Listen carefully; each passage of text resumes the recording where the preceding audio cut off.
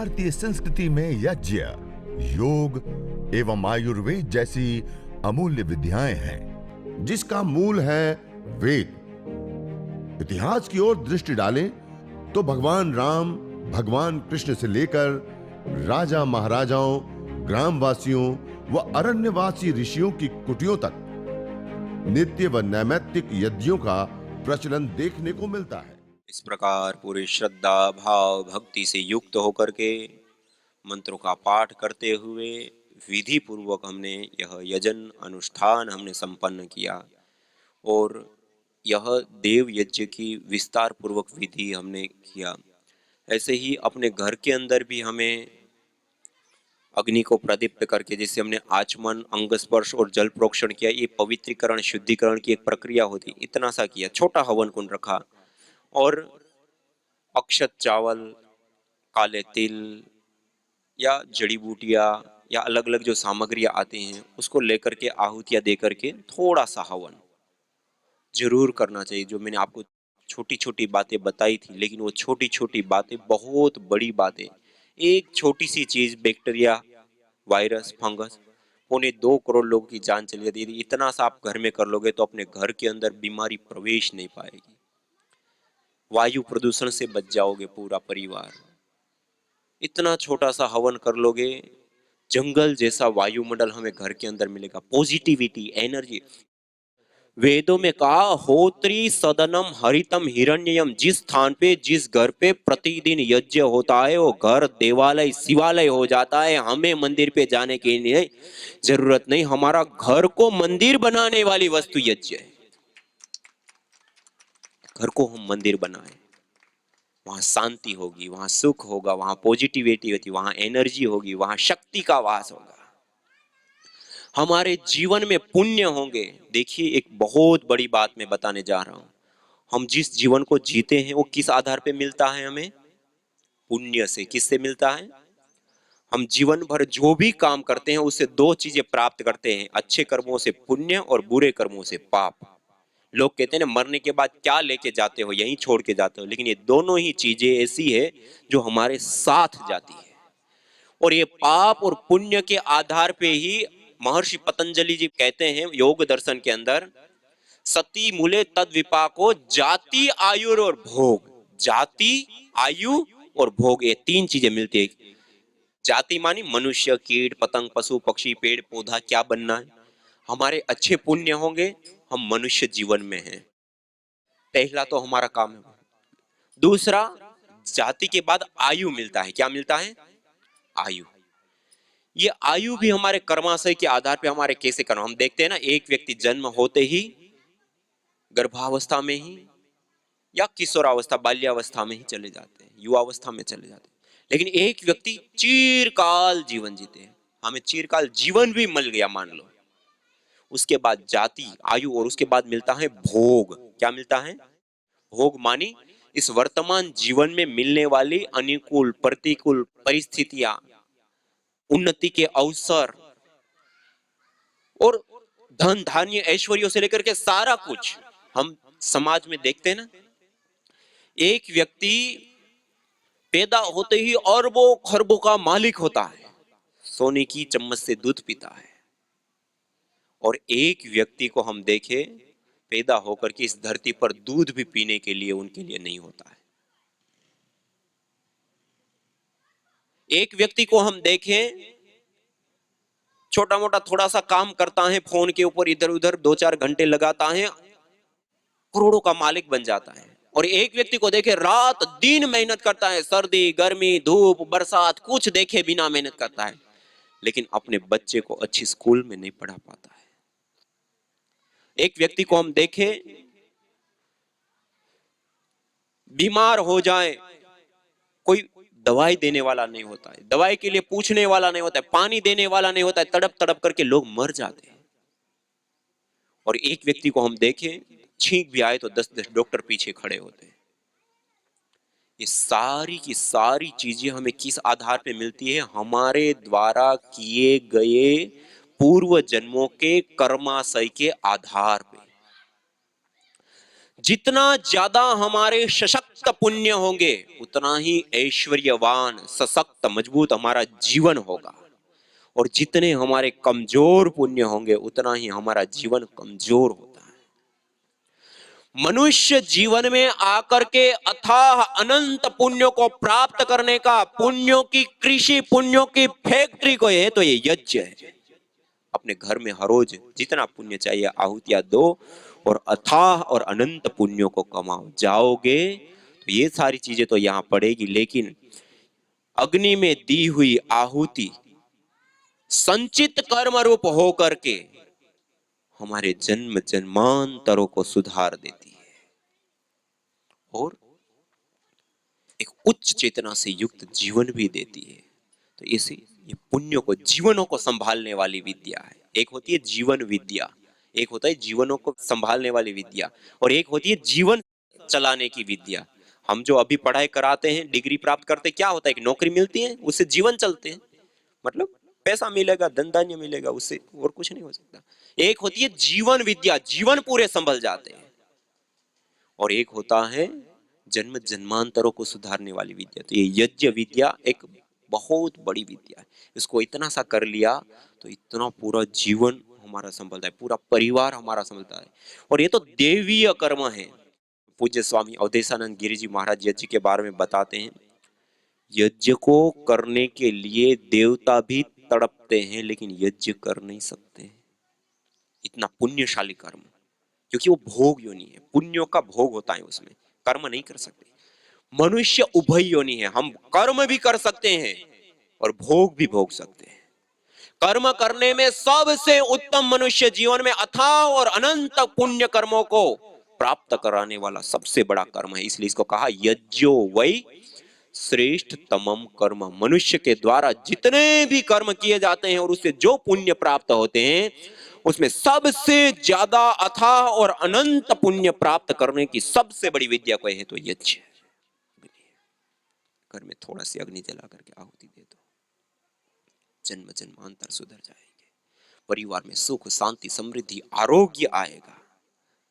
प्रजया पशुभेर ब्रह्म वर्चसेन अन्नाद्येन, सब कुछ मिलेगा यज्ञ करने वाले को। इष्ट काम धूक, जो यज्ञ करता है उसकी इच्छित सारी मनोकामनाएं पूर्ण होती है। सर्व काम धूक, जो यज्ञ करता है उसकी सारी मनोकामनाएं पूर्ण होती है। सत्याहा संतु यजमानस्य कामा, जो यजमान यज्ञ करने के बाद अग्नि के समीप बैठ करके जो भी प्रार्थना करता है उसकी वो सारी मनोकामनाएं पूर्ण होती है। आज हम मनोकामना की पूर्ति के नाम पे कहां कहां जा रहे हैं। हमारे घर में है ये अपने घर के अंदर स्थापित करने की आवश्यकता है। ये बहुत बड़ी विद्या है, बहुत बड़ा चीज है, अध्यात्म के लिए भी, भौतिक जीवन के लिए भी। धन धान्य ऐश्वर्य सब, इससे अभ्युदय भी मिलेगा और निश्रेयस भी मिलेगा। आध्यात्मिक जीवन में उच्च चेतना भी मिलेगी, देवी शक्तियों का पूजन और ईश्वर की आराधना भी होगी, और चिकित्सा भी होती है। हमने अभी चिकित्सा के ऊपर बहुत बड़ा कार्य किया है। आपको जानकर के आश्चर्य होगा, ऐसे ऐसे लोग जो बड़े बड़े रोग कहे जाते हैं, उन लोगों को जब ये यज्ञ कराया तो जैसे मैंने कहा ना, सुगंधी आती है तो हमारा स्ट्रेस तनाव डिप्रेशन दूर होता है, तो उससे भी लाभ मिलता है। दूसरा न्यूरोकेमिकल्स बैलेंस होता है, उससे भी लाभ मिलता है। ऋण आवेशित कण वायुमंडल बन गए, उसमें रहेंगे तो बॉडी अल्कलाइन होगी, तो उससे भी लाभ होता है। मेडिसिनल कंपोनेंट आएगा, 24 घंटे हम श्वास लेते हैं, उससे वो शुद्ध वायु और मेडिकेटेड वायु के उससे भी वो लाभ होता है। नैनो पार्टिकल्स निकलते, वो नैनो पार्टिकल लेते हैं, उससे भी लाभ होता है। मंत्र का पाठ करते हैं, म्यूजिक जो सुनते हैं या पाठ करते हैं तो उसका भी लाभ। ये सारी चीज मिलकर के मल्टी चिकित्साएं हो जाती है, और हमने देखा जो बड़े बड़े रोग कहे जाते हैं वो भी जड़ मूल से उखड़ जाते हैं। एक अब आपको घटना सुनाऊं, तेलंगाना रुद्रपुर की एक माता जी, उनको लिवर का कैंसर हुआ। कैंसर होने के बाद हैदराबाद में ट्रीटमेंट लिया, कुछ समय वहां ट्रीटमेंट चला, उसके बाद रिपोर्ट कराई 6 जगह पर फैल गया और शरीर में। उन्होंने मुंबई ट्रांसफर किया, मुंबई लेकर के गया, उन्होंने इम्यूनोथेरेपी करने के लिए कहा। उन्होंने इम्यूनोथेरेपी क्या, एक इंजेक्शन 3 लाख का आता है, कितने का, और उसके उपरांत जो दवाइयां लगेगी अन्य, वो 50,000 का खर्च, 3.5 लाख रुपए का एक इंजेक्शन लगेगा। 5 इंजेक्शन लिए, कितने, 6वां इंजेक्शन लेने के लिए गए, और वो भी इतना खतरनाक होता है कि एक इंजेक्शन एक बार लगा तो 25 से 45 दिन अब वो कोमा जैसी अवस्था में चले जाते, वो खड़े नहीं हो पाते, बेड से खोखले हो जाते, कोमा जैसी अवस्था, कुछ नहीं पता, आंख नहीं खुलती उसकी, कमजोर हो जाते। ऐसे 5 इंजेक्शन, रिपोर्ट कराई, 5 इंजेक्शन के बाद वो कैंसर पूरे शरीर में फैल चुका है। डॉक्टर लोगों ने जवाब दे दिया कि इसको घर पे ले जाओ, जितनी सेवा कर सकते हो करो, अब इसका कुछ नहीं हो सकता है। कैसे भी करके उन्होंने रिक्वेस्ट किया, ये किया वो किया, डॉक्टर ने 6ठा इंजेक्शन दिया, घर भेज दिया और आने के लिए मना कर दिया कि अब जितने दिन जीते आप सेवा कीजिए, अब कुछ नहीं हो सकता है। 6ठा इंजेक्शन लेके घर पे आए। जब वो घर पे लेकर के गए, उनका 5 इंजेक्शन का पूर्व अनुभव कि हर इंजेक्शन लगने के बाद 25 से 45 दिन खड़ी नहीं हो पाते। और अब कार्यकर्ताओं को पता चला कि ये तो बहुत अब गंभीर, अब तो कुछ मतलब लोग खबर लेने चले जाते हैं, अब ऐसी अवस्था आ जाती है और डॉक्टर लोग भी अब जवाब दे देते कुछ होता नहीं। उस समय में उन्होंने कार्यकर्ताओं ने कहा कि ये यज्ञ करो, और एक कर्कट टेस्टी करके एक हवन सामग्री बनाई हुई है कैंसर के लिए स्पेशल, वो जड़ी बूटियां होती है, उससे उनके कमरे के अंदर हवन कराना शुरू किया। आपको जानकर के आश्चर्य होगा और अपनी संस्कृति के प्रति गर्व भी होगा। केवल मात्र हर इंजेक्शन में 25 से 45 दिन के बाद खड़ी होती थी, और ये पूरे शरीर में अब कैंसर फैल चुका है। और इतने खतरनाक 5 इंजेक्शन देने के बाद क्या स्थिति होगी उस शरीर की, आप कल्पना कर सकते हैं। और डॉक्टर ने जवाब दे दिया था उस समय यज्ञ करने पर 6 दिन में वो बहन खड़ी हो गई, 6 दिन। उसके बाद उत्साह बढ़ जाता है व्यक्ति का, एक एक घंटा गायत्री मंत्र से कर्कटेष्टि हवन सामग्री से हवन करना प्रारंभ किया और लगातार एक अनुष्ठान की बात किया। 15 दिन में एनर्जी इतनी शरीर के अंदर आ गई कि सारी एक्टिविटी करने लगे। प्राणायाम करने के लिए उनको बोला, खूब उन्होंने कपालभाति, अनुलोम विलोम आदि प्राणायाम किया उस यज्ञ के वायुमंडल में, एनर्जी शक्ति से मेडिकेटेड वायु में। और आपको जानकर के आश्चर्य होगा, 3.5 महीने के बाद जब उसी डॉक्टर के पास गए, वो डॉक्टर देख करके दंग रह गए कि इतने दिन जी ही नहीं सकते, कैसे जी गए, और चल करके आ रही है, हर बार उसको लेकर के जाया जाता था, ऐसे कैसे हो गया। और जब रिपोर्ट कराई 61% कैंसर रिकवर। और ऐसे 1-2 कैंसर के पेशेंट नहीं, सैकड़ों अलग अलग प्रकार के कैंसर के, कोमा के पेशेंट और अलग अलग बीमारियों के। एक बहन दिव्या जी, उस समय उनको यही यज्ञ करने के लिए उनको कहा, मस्तिष्क को पोषित करने वाली जड़ी बूटियां आदि दा करके, और उन्होंने उनके कमरे के अंदर के 30-35 हजार, 40-40 हजार रुपए, और विशेष दिनों में 80 हजार से 1-1 लाख के खर्च, स्पेशलिस्ट डॉक्टर, स्पेशलिस्ट दवाइयां, इंस्ट्रूमेंट, मशीनें, सब कुछ प्रयोग करने। और ये सब प्रयोग करने पर जब वो घर पे लाए, उनकी जो स्थिति थी, हाथ पैर पूरे टेढ़े मेढ़े हो गए, हाथ और पैर दोनों ही, वो जो दवाओं का रिएक्शन। आंखें पूरी बाहर ऐसे प्रोजेक्शन कर रही थी, नस नाड़ियां पूरी ऐसे दिख रही, बंद नहीं हो रही आंखें। नाक से नली डाली है खाने की, उससे लिक्विड रूप में खाना दे रहे हैं। छाती से यहां से होल करके एक अलग मशीन लगाई, वो मशीन से दूसरी नली है, उस नली से, मशीन के माध्यम से श्वास आ रही है, जा रही है। गले में होल किया है, उससे कफ निकाल रहे हैं। पेशाब पानी की नलियां, 4-4 नलियों के साथ, ऐसी बुरी अवस्था हम देखे तो हमारी रूह कांप जाए। लोग देख करके रोज आते थे। ऐसी अवस्था में छोड़ दिया था और उनके कमरे में हवन करना चालू किया। 2.5 महीने के अंदर कोमा से बाहर आ गई और 6 महीना लगातार उस क्रम को जारी रखा। 6 महीने पहले खाने की नली, श्वास की नलियां, गले का होल, पेशाब पानी की नलियां, सब चीजें हटने लग गई और धीरे धीरे धीरे बिल्कुल स्वस्थ। आज 2.5 साल के आसपास उसका समय जा रहा है। ये पिछली जो ये पढ़ाई ज्वाइंट होती है उसमें वो इंजीनियरिंग की पढ़ाई ज्वाइंट कर रही है। जबकि डॉक्टर लोगों ने कहा था उसकी स्मृति शक्ति नहीं आएगी, वो देख नहीं पाएगी, सुन नहीं पाएगी। ये है यज्ञ चिकित्सा। क्या है? ये मंत्र का पाठ, ये न्यूरोकेमिकल्स का बैलेंस होना, वो जो वायु ले रहे हैं ना 24 घंटे, वो घी और जो जड़ी बूटियां डालते हैं उससे युक्त जो मेडिकेटेड है, वो लेने से ऐसे रोग भी ठीक हो जाते। पहले तो होगा ही नहीं और हो भी गया है तो वो रोग भी ठीक हो जाते। यज्ञ चिकित्सा पद्धति है। तो इस प्रकार से इसमें बहुत सारी चीजें, आप जानना चाहो तो स्वामी यज्ञ देवकर के यूट्यूब चैनल है, उसके ऊपर बहुत सारा, ये जो मैं अनुभव बताया ना, ऐसे सैकड़ों अनुभव, वहां एक प्लेलिस्ट बनाई यज्ञ चिकित्सा अनुभव करके, सैकड़ों अनुभव। आप देखोगे तो आपका दंग रह जाओगे कि यज्ञ से ऐसे ऐसे काम होते हैं, ऐसे ऐसे रोग भी ठीक होते हैं।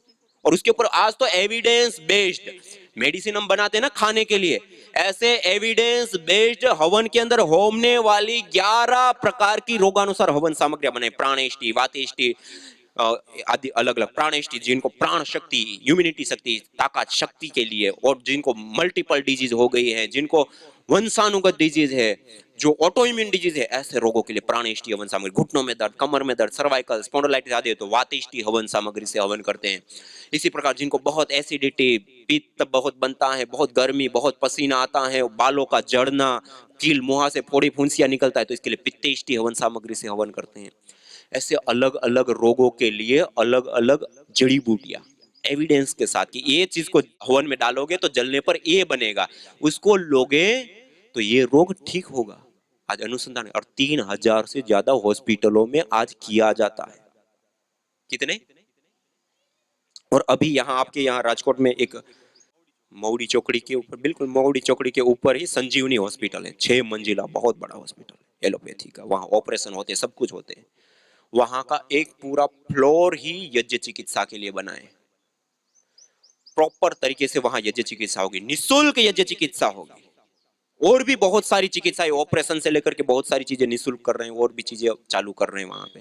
तो आप भी जब यज्ञ के लिए सीखना चाहते हैं, ट्रेनिंग लेना चाहते हैं, वो पूरा एक केंद्र बना रहे हैं, वहां पर सारी चीजें होगी। तो आप चिकित्सा के लिए भी वहां जा सकते हैं। एलोपैथी भी है, उसके साथ है ये भी एक साइंटिफिक है, क्या है, वैज्ञानिक चिकित्सा। ऐसा नहीं कि पाखंड, एक वैज्ञानिक है, जैसे मैंने आपको बहुत सारी चीज बताई ना वैज्ञानिक तरीके से। इसलिए तो आज एलोपैथी के डॉक्टर उसको स्वीकार कर रहे हैं। उसके जो मुख्य डॉक्टर वो कनाडा में रहते हैं, वो खुद इस कार्यक्रम के लिए यहाँ आए और अपनी हॉस्पिटल के अंदर इसको चालू कर रहे हैं, पूरा फ्लोर बना करके सारी चीजें करके लाखों रुपए लगा कर। कब करेगा कोई? जब उसके अंदर दम हो। तो ये ऐसी चिकित्सा है। तो इसको भी आप अपने घर के अंदर एक संकल्प आज जरूर लेकर के जाओ। इतना पवित्र भागवत का आपने श्रवण किया है, आचार्य श्री ने बहुत ही एक श्रद्धा भाव के साथ यहाँ पर आप सब लोगों को ये सारी चीज बताई और इसका भ्रमण किया। और आज पूर्णाहुति का दिन, उसमें भी आपने पवित्र अनुष्ठान जो मनुष्य के द्वारा किए जाने वाला सबसे उत्तम पुण्यशाली कर्म, देवीय कर्म यज्ञ को किया है। आज एक संकल्प जरूर लेकर के जाओ, अपने घर के अंदर एक छोटा सा हवन कुंड एक जरूर स्थापित करो। कुछ नहीं तो घर के अंदर चावल तो होते हैं ना, जो टूटे हुए ना हो ऐसे चावल 10-20 ग्राम लेकर के 11 आहुति उसी की दे देना गाय के घी के साथ। गाय के गोबर की उपले, लकड़ी, पीपल, बरगद, गुलर, पलाश, समी, कोई भी लकड़ी एक ले लो छोटी छोटी, थोड़ा सा आग जलाया, उसके अंदर आहुतियां दे दिया। सुबह और सायंकाल जब हम पूजा करते, यही हमारा वास्तविक पूजन, आहुतियां दे दो, ये सब कुछ मिलेगा। सब कुछ कर सकते हैं ना। इतना 7 मिनट लगती है, कितना? 7 मिनट यदि आपने दे दिया तो आप ये कर लोगे। इतने इतने लाभ है। तो आप अपने दिन कितने लोग करेंगे, कितने लोग करेंगे अपने घर के अंदर? 7 मिनट दो। कुछ नहीं आता और गायत्री मंत्र तो आता ना, गायत्री मंत्र से अग्नि प्रदीप्त करके आपके लिए एक बार जोरदार करते धन्यवाद। जरूर करो। ये भ्राता जी ये पहले यज्ञ से नहीं जुड़े हुए थे, और धीरे धीरे वो जब यज्ञ के और उनकी जो जीवन की परिस्थितियां और जो उनकी स्थितियां थी, एक अलग ही प्रकार का सारी चीज थी। और जब वो यज्ञ के साथ जुड़े और जिस प्रकार से आर्थिक रूप से भी, सामाजिक रूप से भी, पारिवारिक रूप से भी, जिस प्रकार से घर परिवार में रूपांतरण आया, आज वो प्रति महीने ऐसे कई सारे कार्यक्रम करते कराते हैं और खुद का खर्च लगाते हैं।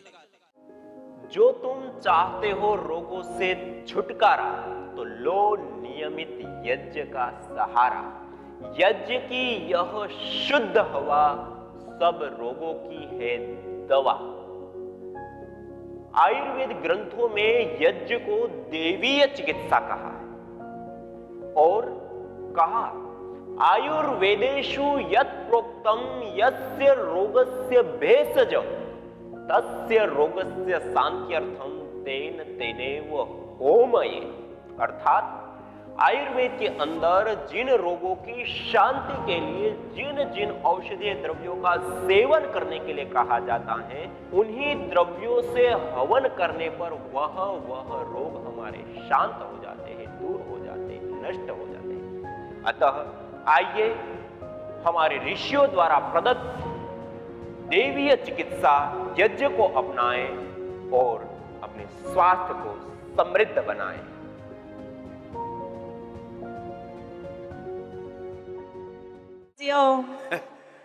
मैं हरियाणा से आई हूँ, कुरुक्षेत्र से।